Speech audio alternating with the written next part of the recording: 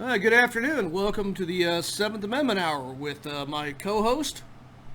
Oh, Gary Bergman. Well, thank you. I thought you was going to introduce me, but that's well, fine. I could introduce you. Yeah, I think they all know you by now. And I'm Michael Runion. Good to see y'all. It's been a busy week. Yes, and we've had a very good chemtrail week. In other words, it's been chemtrails every day since last week. Absolutely. I drove to Vegas today, and I couldn't see the frickin' hills. It was terrible out there between the smoke and the chemtrails. And you want to know why we don't get rain? Well, when them spraying like this, it kind of blocks out any moisture from coming in. Exactly. That's what we don't. That's why California had the drought. When they were spraying from Redding all the way down to Bakersfield, that Central Valley, that's why they weren't getting any rain. Exactly. And it carries over to us here. It's why the monsoon season this year has been the not season. We haven't seen a drop of rain during our monsoon. Yes. I wish we'd get some of this. I mean, it's ridiculous this monsoon. Heck yeah. All of it went down to Phoenix, not getting past Phoenix. Yeah. So, once again, to my native friends, OCO, TOE2, and a shout out to Miss Mary at Sunseekers Mail Service at 50 Emory Street, right next to Red Sky Barbecue. If you need a private mailbox, you need any type of postal delivery, UPS, FedEx, there's a couple other ones besides the U.S. Postal Service, which is part of the Vatican. And she has office supplies, used paperback books to read if you want to go down there and get some cheap books. And even has some of our literature. And right now she has a civil flag sitting in the display case that's available for sale. When she runs out, I repack it.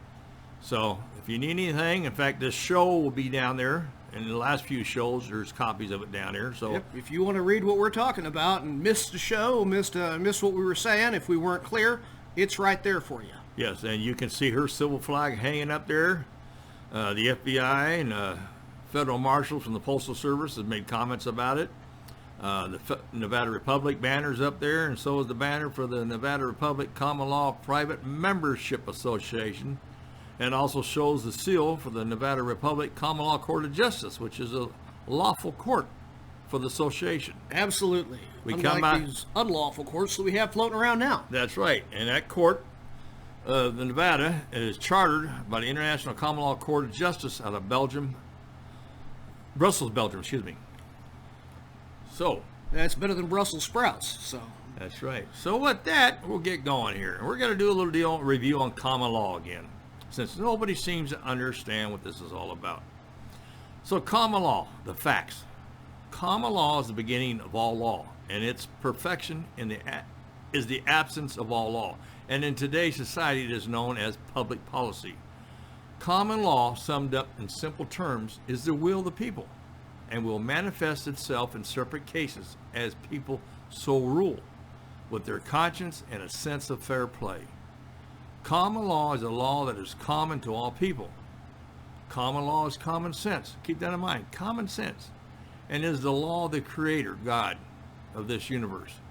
Do unto others as you would have them do unto you. Exactly. The common law exists across every denomination, across every nation.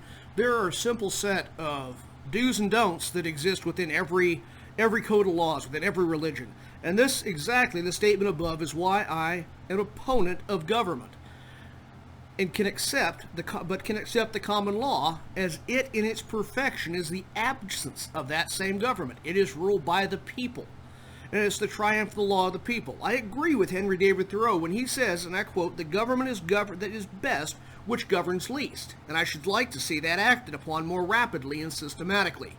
Carried out, it finally amounts to this, which I also believe. Government is best which governs not at all. And when men are prepared for it, that will be the kind of government they shall have.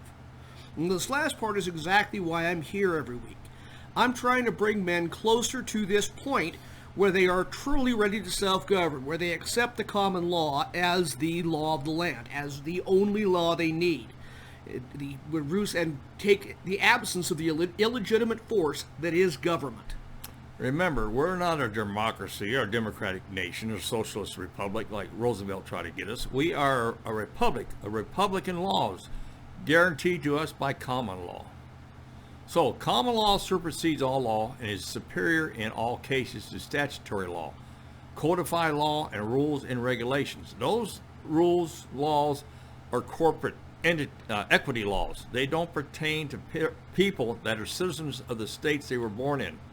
They apply to U.S. citizens, corporate citizens of the 14th Amendment. 14th Amendment citizens. So, we the people often lose sight of the purpose that why we created government and why they have law statutes. These statutes are to clarify and to protect our natural rights, rights granted to us by our very nature and by nature's God. Law cannot diminish these things. Law can simply codify and enumerate these natural laws. Common law establishes that all power is inherent in the people. Common law establishes through the Constitution that all restrictions on the government. Constitutions never give the government power for legislating people. Government only has the power to legislate the workings of the different functions of the various departments to allow the people life, liberty, and the pursuit of happiness. Constitutions can never establish common law, for then all power would not be in the people, but would be in the Constitution, and it is only a piece of paper. And the people's right to address grievances or to amend, change, or address any problem could not be. The Creator God created man. Man, with help, created government, and government started corporations. The Creator rules over man. Man rules over government, and government rules over corporations. That's an important point, because that doesn't say that the government rules over people. That's right. It rules over corporations. We the people rule government. Governments are mere pieces of paper to be altered and changed to the whim of the living souls. Or destroyed or thrown away. Throw it in the trash. Corporations are mere pieces of paper that government can change and alter at their own whim. The Creator is superior over man, government, and corporations. Man is superior to government and corporations. Man is superior. If man says they do not exist, they do not exist. And here we go right back to Thoreau, my personal hero. The government is at best an expedient. And most governments are usually, and all governments are sometimes, inexpedient. Government resists change because people in places of power of government tend to corrupt or draw the corrupt individuals to government because government seems to have power. It doesn't. We have power. We the people rule government. Government does not rule us. Simply said, government, common law, public policy, the will of the people, a common law to all people. In 49 corporate states, the common law of England is the law of the state, as it is not repugnant or in conflict with the Constitution and laws of the states of America, united within the Confederation. Shall be the rule of decision in all courts of the states. In the corporate state of Nevada, we have NRS 1.030. Our Constitution and Bill of Rights come from the common law of England. Now, just a point of history here is the lone state that does not use English common law is Louisiana. That's based on its French roots. Was a property of the French crown. But really not important since the laws are simply enumerations and clarifications of natural law. I just want to throw that out there as a point of history for you to remember. So in the common law, we have recognized inherent rights, whereas in the equity law, we have no rights. And whatsoever expecting those which may be bestowed upon us by the grace of the Chancellor, the judge, wholly at his sole discretion. There is no lawful authority for judges and courts, private corporate agencies for profit to direct the constitutional law enforcement activities of a constitutional county sheriff. The sheriff is accountable and responsible only to the American state citizens who are the inhabitants of that county. They are under oath of office and need not receive unlawful orders from corporate judges or administrators or the corporate courts. The sheriff only answers to the people of their county. They are responsible to protect all citizens, even from unlawful acts of officials of government.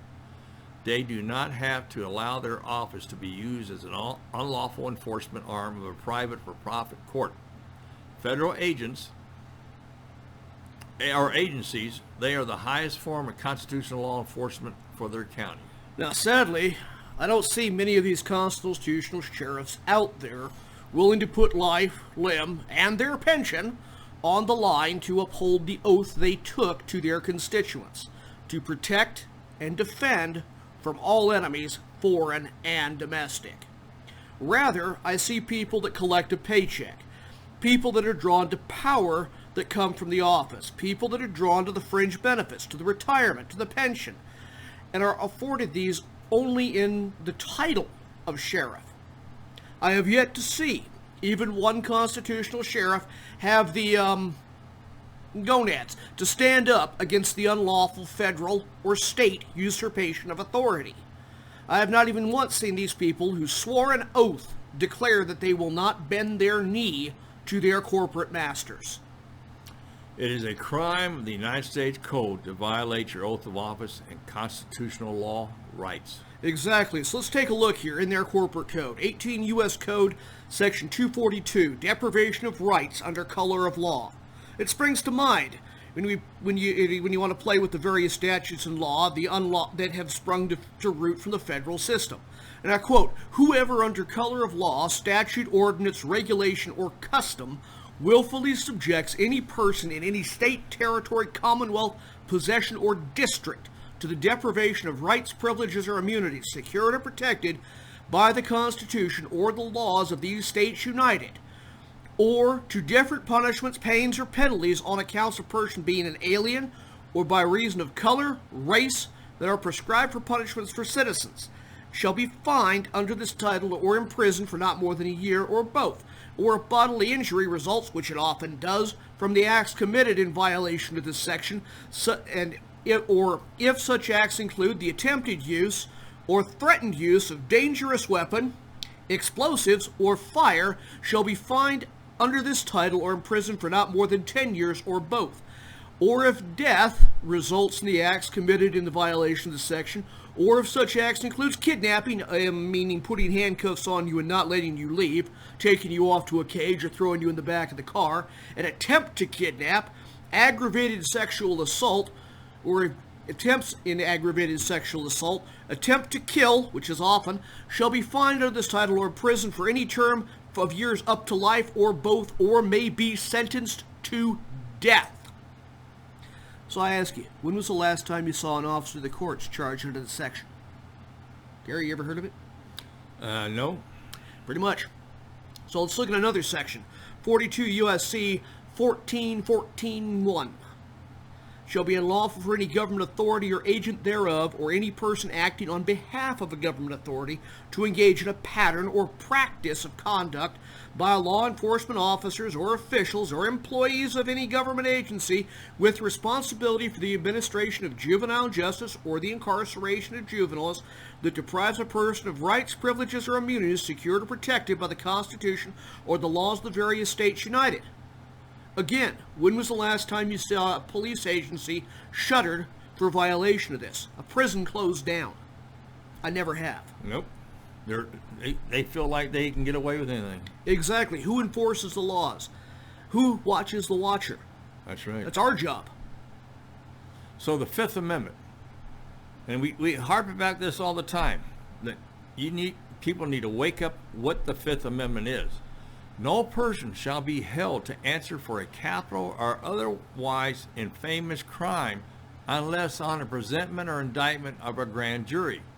So, once again, no person shall be held to answer for a capital or otherwise infamous crime unless on a presentment or indictment of a grand jury.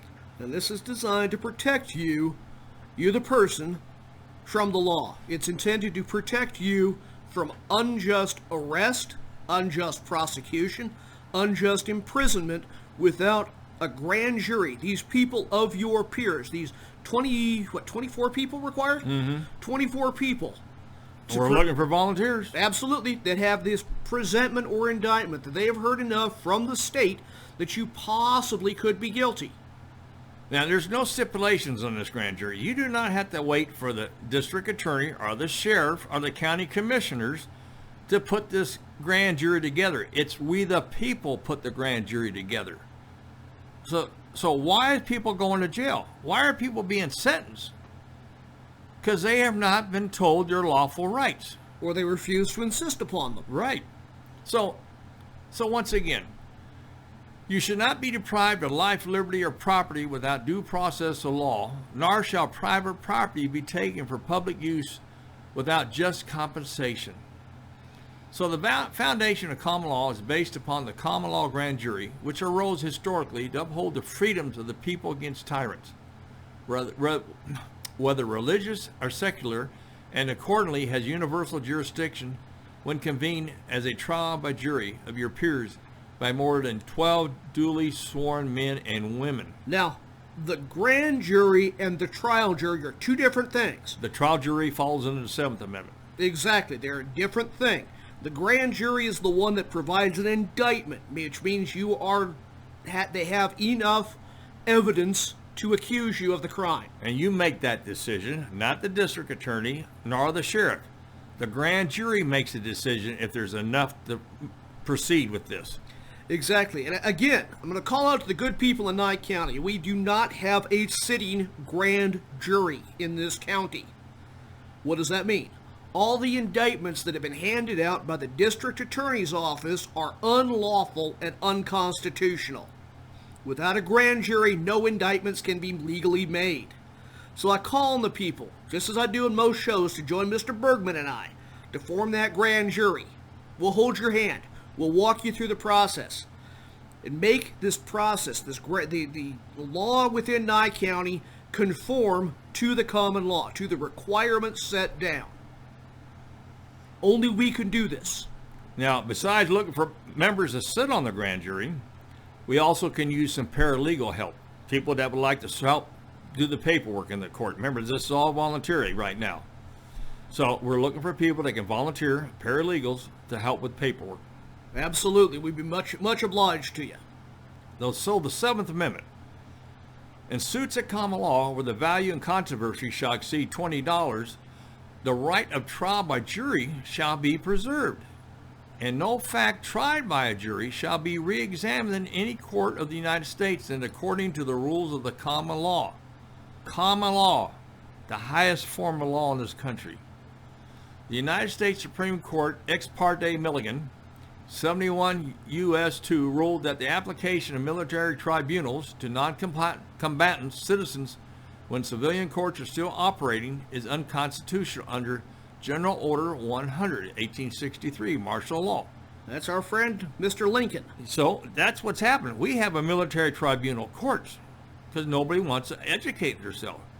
So the ruling of the Supreme Court was, it is unconstitutional to try civilians by military tribunal unless there is no civilian courts available. Well, there is a court available, but nobody wants to step up and do their part. They're too busy or afraid. We now have equity, commercial, corporate courts under martial law, quasi-military tribunals. These courts are to shut down and made unconstitutional, replaced with constitutional law courts. Are you ready to serve on a constitutional common law grand jury? Don't worry about this voting. That voting's a fraud. Worry about sitting on a common law grand jury. Bring control back to your county. So I ask you, are you willing to start fighting back against the corporate filth and the corruption of more than 100 years of illegal corporate rule? Are you ready to tell the corporate government that reaches into your pocket every day, that imprisons your sons and daughters for victimless crimes? Are you ready to take that stand for freedom and justice and not for the corporate greed that so many of you and many of your sons and daughters are sent overseas to die for? And if you don't believe us, read War is a Racket by Smedley Butler, retired Major General of the U.S. Marine Corps. He explains it all. War is a Racket. You can buy it on Amazon or most bookstores. So, People versus Brodigan, 1923, the court held that while a properly constituted de jure, lawful, common law grand jury exercises its lawful function, that's what we're trying to do, an unsanctioned de facto, unlawful, grand jury has no jurisdiction to act. Well, we don't even have a grand jury, so we don't have to worry about the de facto. And what this means, even if the oligarchs here in Nye and our friends over in Clark were to convene a grand jury, it would not be lawful if we the people took the necessary stand and formed our own. So, like, Good. well, Donna Cox, she keeps saying she has $25,000 to put together a grand jury once the district attorney okays it. District attorney has no authority or has no right to say who can have a grand jury. That money should be turned over to the first lawful grand jury to start operating with. Yeah, we are the de jure grand jury, the lawful grand jury, not one concocted and conducted by the state itself. The taint of the state being on every decision that de facto grand jury makes. Remember, all the players in court, all the players in that entire just us system work for the state. The police, the investigator, works for the state. The prosecutor works for the state. The judge gets paid by the state. The de facto grand jury gets paid by the state. The public defender gets paid by the state. Every lawyer out there is licensed and educated by the state. It is a system that is rigged against every defendant. And it's corporate, all corporate. Show me in the Articles of Freedom where it says corporate government. Exactly. We've seen Supreme Court rulings that a corporation is not government, nor is a government a corporation. So, natural and customary law allows for the establishment of popular courts of justice, which is what we're trying to do here, which is what we have under the Nevada Republic. When existing in the face of the existing de facto government actors that are subverting law and justice and aiding those that do so, it is the duty of a common law grand jury to bring to light any allegations of fraud or corruption, whether in the body politic, the judicial realm, and put a stop to it. I tell you what, Gary, we'd probably have a pretty tall order if we got that grand jury going. There's enough corruption and filth here in Nye County, Clark County, all of Nevada. And there's no time limit on fraud. No, there is not. So we can go back many years. So I won't kid you, Mr. and Mrs. America. There would be a lot of work to be done by the true grand jury. The stench of corruption, of graft, of criminality pervades the present de facto government. It is a government founded on criminality, on the criminality of the Lincoln administration, the criminality of Order 100. I would advise everyone who is joining us to bring their hip waders. Exactly. Bring your waterproof coveralls. Bring your shovel. Because this is one deep swamp to muck through. There's a lot of manure in this stable that needs to be shoveled out. So remember, mandates are court orders, not executive orders. Education is the key to your freedom and maintaining your rights. So that's really why we're here. That's why Gary and I are here every week. You don't get this in school. You don't get this on an after-school special. You know, LeVar Burton's not going to come out here and sing a song about it. You get it here. You get it here on the 7th Amendment Hour. Here on the Nevada Republic Network. So, going hand in hand with common law, I dare to say as part of the foundation of natural law is something called the non-aggression principle. And I probably get to talk more than Gary on this one since I have some background on this one, but we'll have a conversation. So it's abbreviated as the NAP, and we'll abbreviate it here forward as NAP. So it's the heart of most libertarian, and that's libertarian with a small l, as opposed to the organized Libertarian Party. It's the heart of libertarian philosophy. Basically, the heart of this is that aggression, which is defined as instigating or threatening any forceful interference with any individual or their property, is inherently wrong. It's pretty simple, right? Simple enough. Really, it has been said so many different ways over the years. People who like force, especially government force, would try to refute or work over complicated things, introducing things like, on college campus, microaggressions, hurt feelings, some historical inequity that somehow is my fault because, some descendant 200 years ago was not a great guy. Or introduce some kind of tortured logic problem. And I'm looking at you, trolley problem. So, really it's simple enough. Don't hurt people, and by extension, don't take their stuff. So this first point is a simplification of the principle of self-ownership. I own me. I can do what I want with me. I can eat or not eat. I can drink, not drink. I can do or not do anything I wish with me as long as it does not harm another person.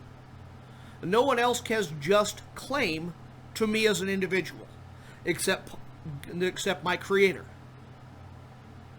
I can enter into any contract I wish to. Now, it's probably a good idea to understand that contract, but it's not the responsibility of anyone else to ensure that you do so. So the second part of that statement, don't take their stuff as an extension of self-ownership. Your stuff is what you have traded the value of your labor, your time for, or perhaps even created yourself. People can own things, particularly the things that they make or that they trade, what they make for.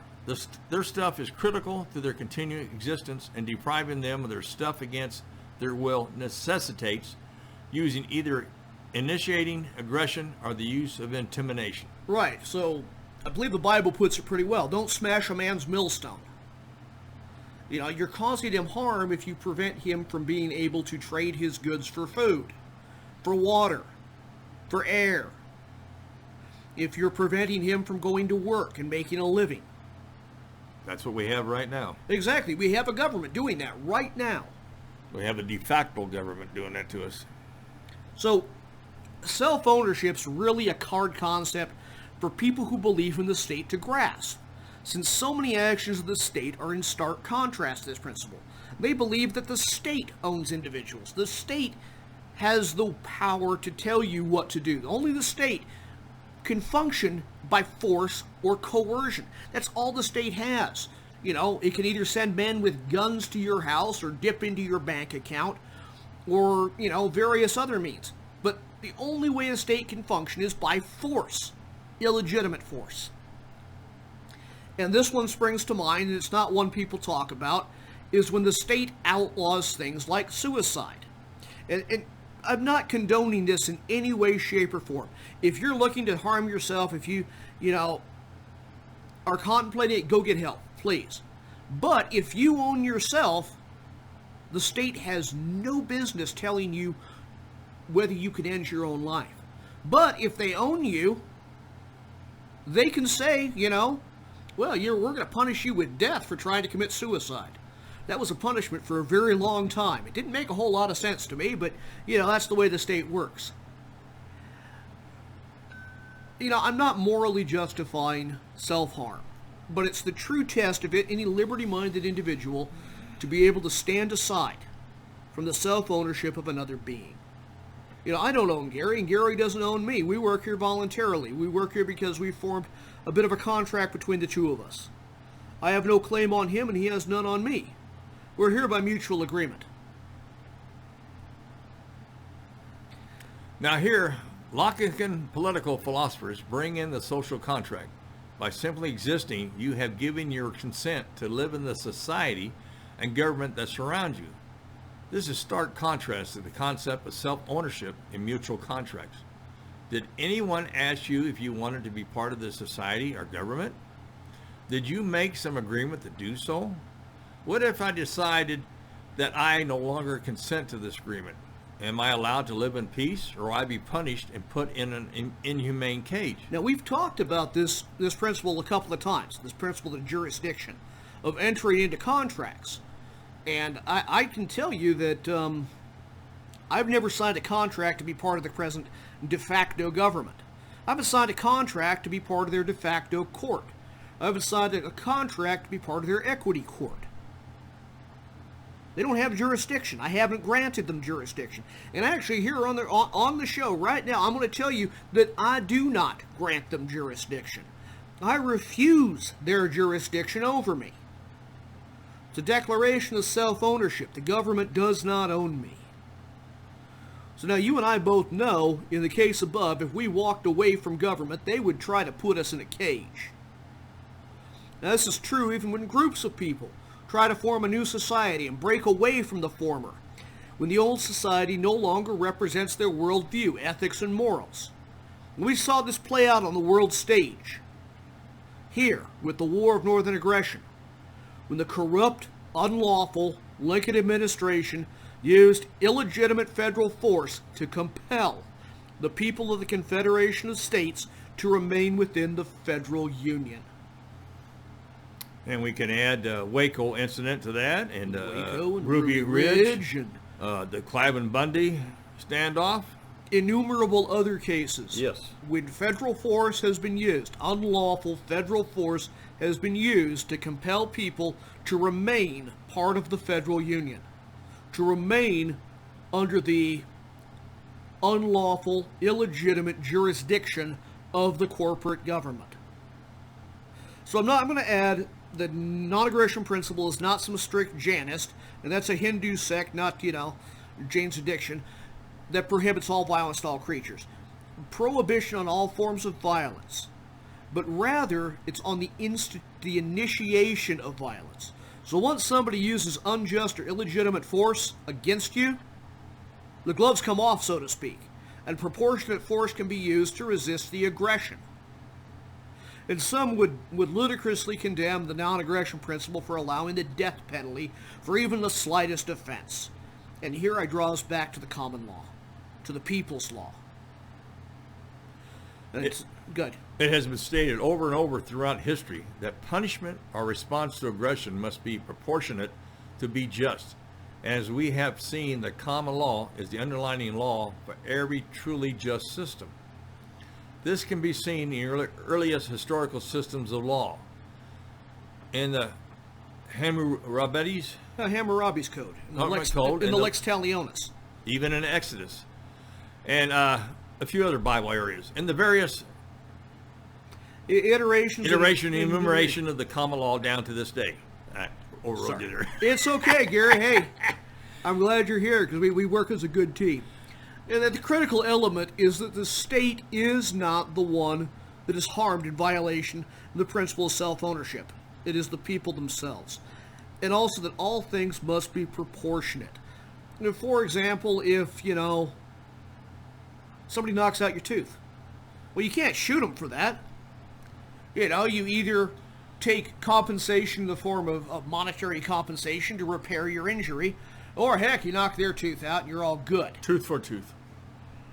The state, in any of these cases, is not meaningfully diminished if they do not own the individual. The state has no standing here. It has no jurisdiction to resist the infliction of harm unless there is some form of contract or jurisdiction granted by the individual. So like I said, if somebody assaults you, you're responsible for, either bringing them a suit under common law under that Seventh Amendment, trial by jury to get just compensation for your loss, or you stand and defend yourself.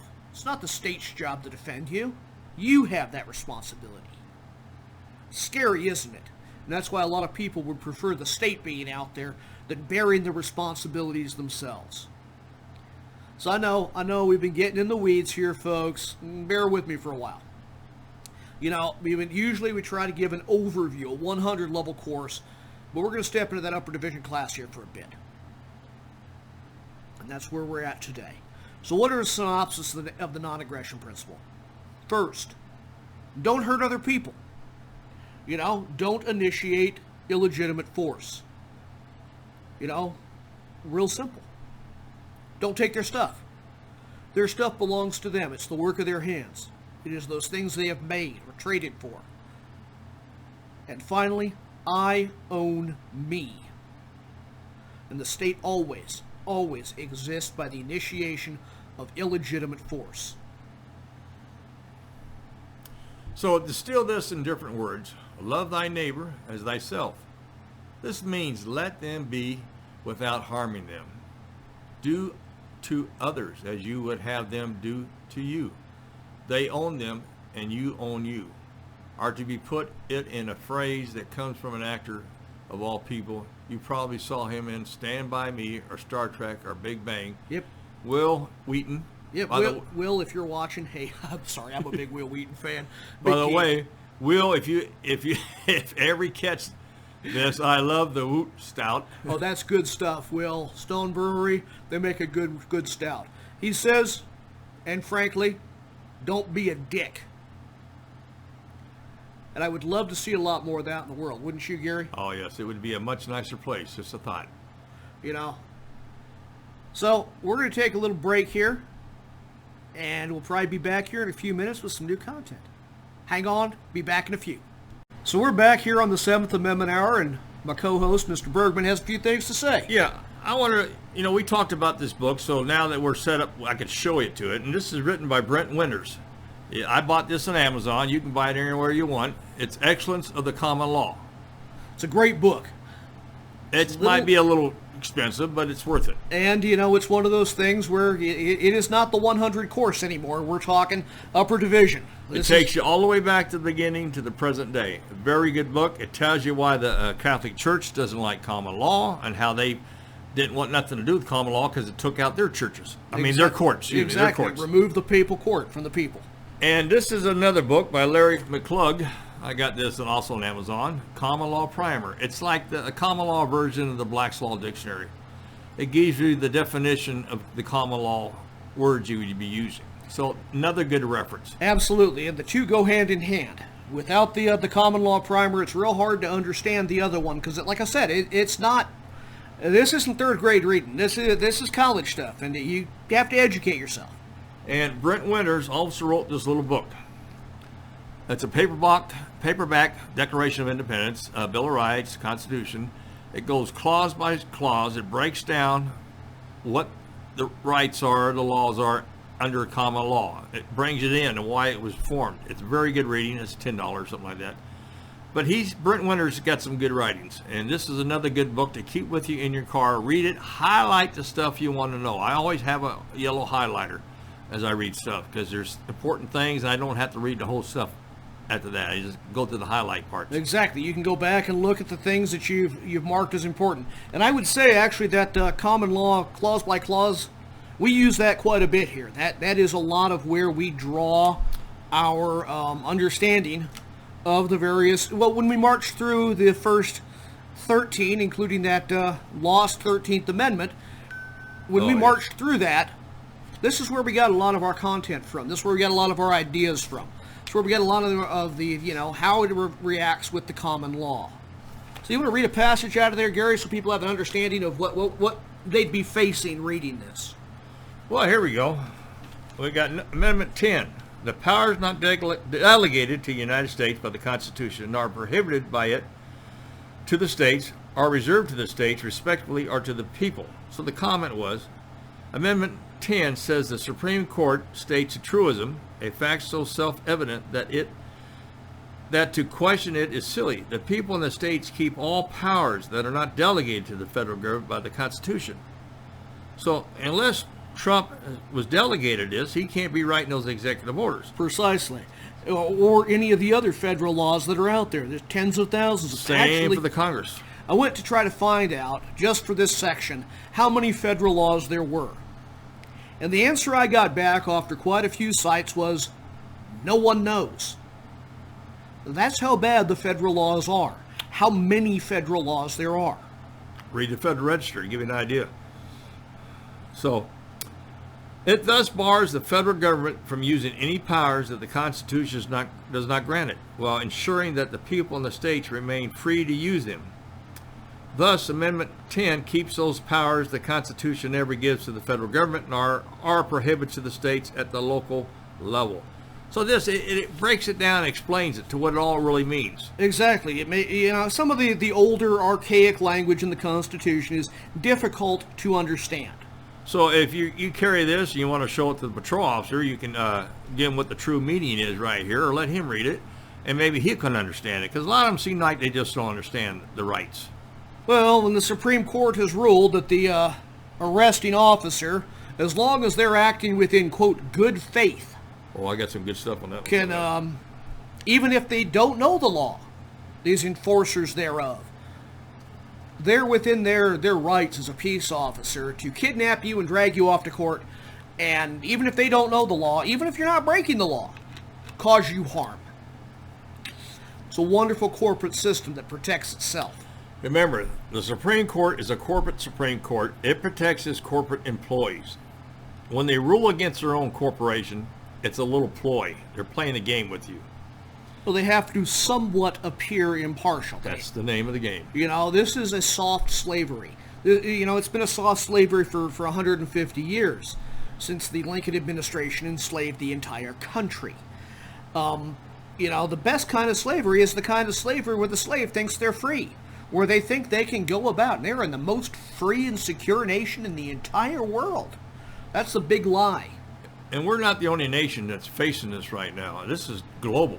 It is. It's an absolutely global conspiracy. It's a global cabal. Just remember what we read on Saturday about silent weapons for a quiet war. Exactly. That explains it right there. Exactly. We are having war waged upon us by the corporate oligarchs, by the government they put in place.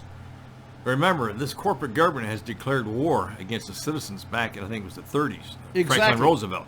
They made an actual declaration of war against us, against the people. So once again, I ask you, please read what happened during the bankruptcy of 1933.